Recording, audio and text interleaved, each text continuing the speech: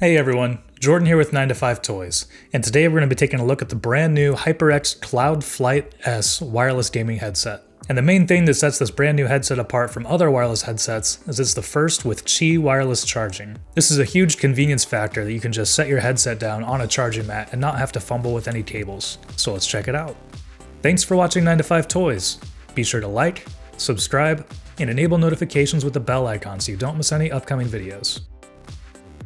We got to take a sneak peek at the HyperX Cloud Flight S at CES 2020 this year, and we're really excited to check out this first wireless charging headset. HyperX is a household name with gaming peripherals, and we really enjoyed the quadcast microphone that we checked out last year. But this is my first time really spending much time with one of their headsets, and overall I've been really impressed.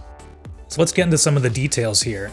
Design-wise, the Cloud Flight S doesn't really stray too far from one of the previous headsets, the HyperX Cloud Flight. You can see it has a similar ear cup overall design with the large HyperX logo here. We have the large yokes, and then we have some controls on the bottoms of the ear cups.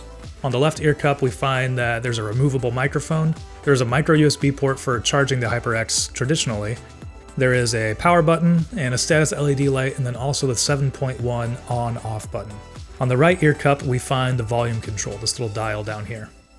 One of the main differences with the Cloud Flight S from some of their earlier headsets is the addition of 4 tactile buttons here on the left ear cup. Sometimes headsets like the Audio-Technica ATH G1WL that I've been using for a while can get a little bit cluttered with controls down on the bottom.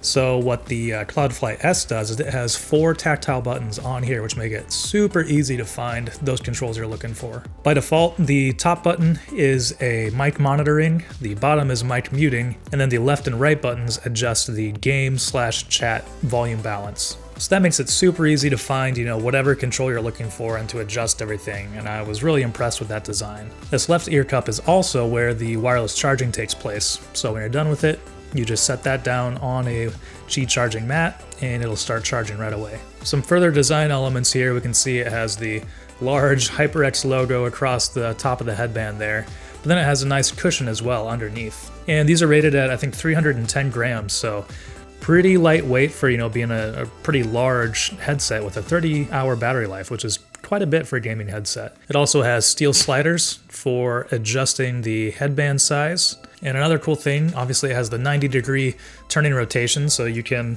place the headset on your shoulders when you're done with it or taking a break, and you can still move your head really easily.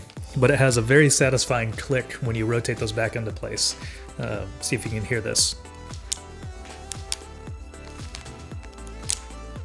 Overall, it feels really well built. The ear cups have some nice memory foam cushion, covered by a leatherette, which is very soft, and I didn't have any issues wearing these for gaming. I found them very comfortable. So obviously, as a wireless gaming headset, that's one of the key features. We have the little 2.4 gigahertz wireless dongle here. You can plug into your PC or PlayStation 4 to use that. It also has the same 30-hour battery life, like we've mentioned from the earlier Cloud Flight. But then, of course, the main feature of this is the wireless Qi charging, which makes it super convenient for a wireless headset. There are oftentimes the Audio-Technica, I forget to plug it in, and because of the shorter battery life, it'll start to get a little bit low. But with the Cloud Flight S, it's not really an issue because if you're setting it down on a desk anyways, you have a designated spot for it with the wireless charging. You just put it on there, and next time you pick it up, it'll be ready to go. So it really is super convenient. And that really is, just a convenience factor. Obviously, wireless charging isn't necessary for a headset. It's not going to help your performance or anything at all like that. But it does just make it easier to just lay it down and have it ready for you the next time you pick it up.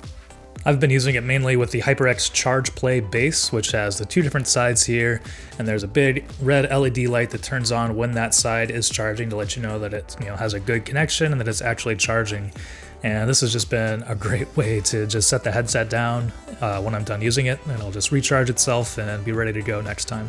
And of course, because it's Qi wireless, you don't have to have this exact charging mat. I think this one's about $60, so you can get some much more affordable ones on Amazon that will work fine with this as well. One of the other main features and updates over the earlier Cloud Flight is that with the S, you also have 7.1 surround sound. This is something you can turn on and off with the button down here. It's super easy to toggle on and off to test that out and see how it sounds to you. I've mentioned this with other headsets. I don't often use those kind of virtual surround sound settings. As soon as I turn it on, it just sounds kind of unnatural to me. And so I don't typically use them, but it does have that option if that's something you want to try out and something you really enjoy. And it's super easy to use, super easy to turn on.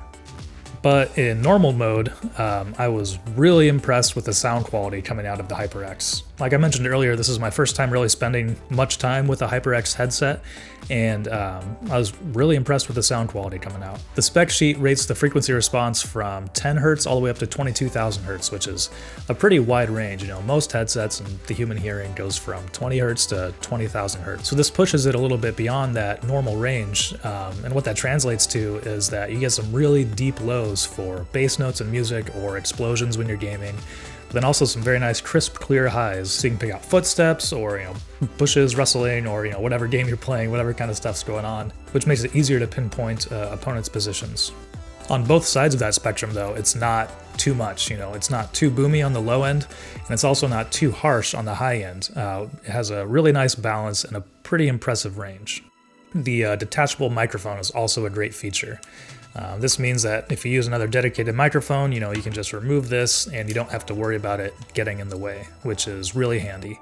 That's something I like with Audio-Technica, and yeah, I really like that feature on the HyperX as well. But if you are using the microphone, it actually sounds pretty decent for a headset mic.